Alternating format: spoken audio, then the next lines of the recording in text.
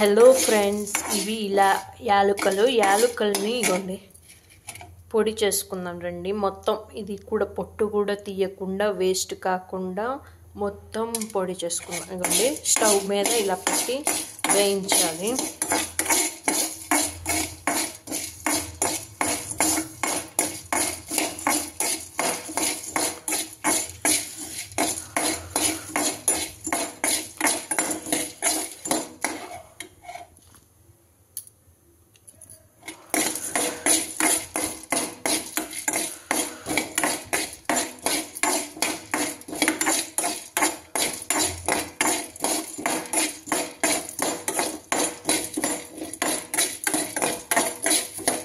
నూనె ఏమి వేయకుండా పచ్చిగా యాలకులు వేసి వేయించేసాను. ఇగోండి వేగిపోయినాయి చూడండి.